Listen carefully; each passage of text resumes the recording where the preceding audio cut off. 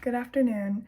Today I would like to discuss with you my Education 425 research project and just give you a brief overview of the material and the content inside.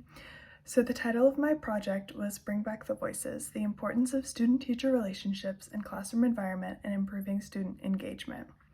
I was looking to find if a 3-week intervention to improve the classroom community would positively affect student engagement throughout the school year.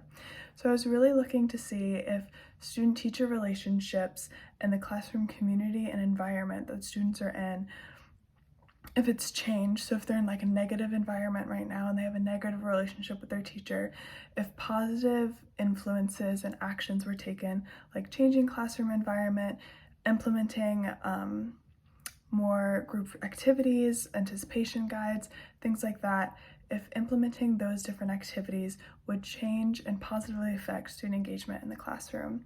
And I was looking to see this because there's a gap in the literature. And so the gap is, though previous research on the student engagement has been conducted, the results of these studies will not be able to be applied to a post-COVID classroom.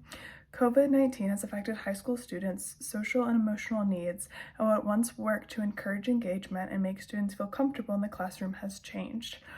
So since COVID-19, all of our research so far on student engagement and classroom, like being in comfortable in one's classroom, and parent-student-teacher relationships has all been in a pre-COVID classroom. And while pre-COVID classrooms, it doesn't seem very far away, so it might not seem like there's a big gap in the differences in what students need. Students weren't in a classroom for 2 to 2.5 years, depending on where they went to school. They weren't interacting socially with their friends, with their peers, with their teachers even. And so what students need to interact with one another and to interact with their teachers has significantly changed, and the way that they feel safe, since they were in their homes for 2 years, thinking that knowing that that was their safety in school, they're now thrown back into a classroom where they might not feel as safe because it's not their home. And so I wanted to see if changing that environment, so like since that change in that environment has happened, through this research, I would want to see how the different ways we can encourage student engagement, how those would work in a post-COVID classroom. And so in my intervention, I would have the students participate in more engaging group work and hands-on activities throughout the 3-week intervention. The students will use anticipation guides and group reading activities to encourage engagement in community and classroom. So like I said previously, making sure that we're really helping students be more active in the classroom. We're not just handing them worksheets like they've had for the past 2 years at home. We're really wanting them to interact with one another, use their voices, have fun with one another, make engaging activities to encourage engagement. If they don't have engaging activities, they're not going to be engaged in the classroom, and they won't listen to you when they need to be listening and need to be learning. On top of incorporating engaging activities and group work, each class will be involved in weekly wrap-ups, and so these will happen on Monday and Friday. On Monday, the student and teacher will gather in the classroom to talk about better ways to engage for the upcoming week. The different assignments, so they'll talk about how they would like to engage. They'll also discuss the different assignments students will be able to engage in throughout the week. So the teacher will just upfront say, here are the different assignments we're going to have to either prepare the student to just keep that relationship like bonding, to say, hey, just so you know, we're going to have big group activity, small group activity, just so students, if they need to feel comfortable, if they need to get ready for those, they'll have that. And then we'll also discuss what the teacher would like to see from their students' work and how she would like the students to engage that week. So saying, I would like us to have a small group activity, and I would like to see engagement through communication with one another and encouraging your peers. And then on our Friday meetings, the students and teachers will come back into the circle and talk about how the students engaged well this week. So it'll be an open communication, again, just trying to strengthen that community, and that being comfortable with using our voices so students feel comfortable, like they can express their opinions, which will help them use their voices and engage in the community or in the classroom further. We'll also discuss where the teacher thinks there can be an improvement. So I loved that you guys engaged in this activity. I would really love to see if we could engage for 2 minutes in a certain activity, or if we could engage more positively in this activity next time. So just saying a little compliment sandwich. I love that you engage this way. I would like to see this a little bit better. Also, the data that I'll be collecting will be based on a tick sheet. So this teacher will have a sheet of paper either on their laptop or with them personally, and they will be scanning the room each time they see engagement.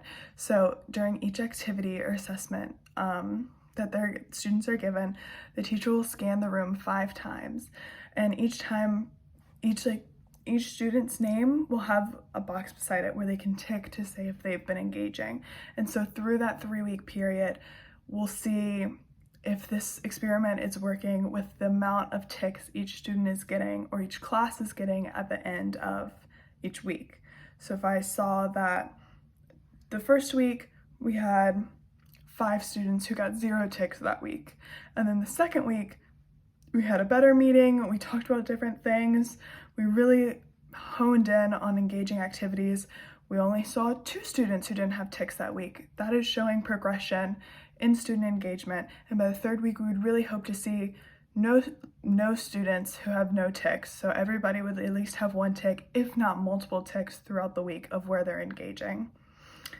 And for future research, future testing will need to be had. Future testing is needed to pace out the time constraints from activities and meetings within an individual classroom. So this is what's working for one individual classroom in one setting. It's really going to be needed to be tested on multiple classrooms to see if the results are accurate for a full setting and not just for one teacher's classroom. And future testing should be conducted on other classrooms to see if results vary based on the cultural or economic status of the students. So again, this is based on one classroom with one student group, one culture that they have. So seeing how the research varies and if it stays true and consistent. So lastly, the 2 different themes that we see in this research.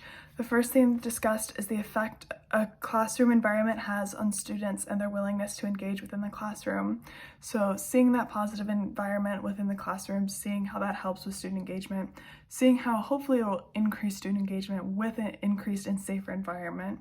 And lastly, the second theme is the positive effect classroom engagement and interaction have on students' personal and academic lives.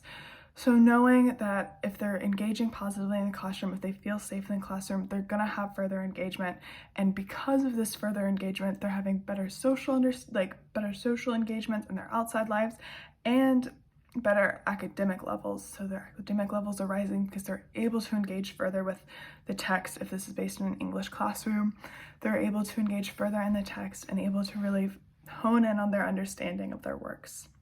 Thank you so much for listening to my project, and I hope you have a great day.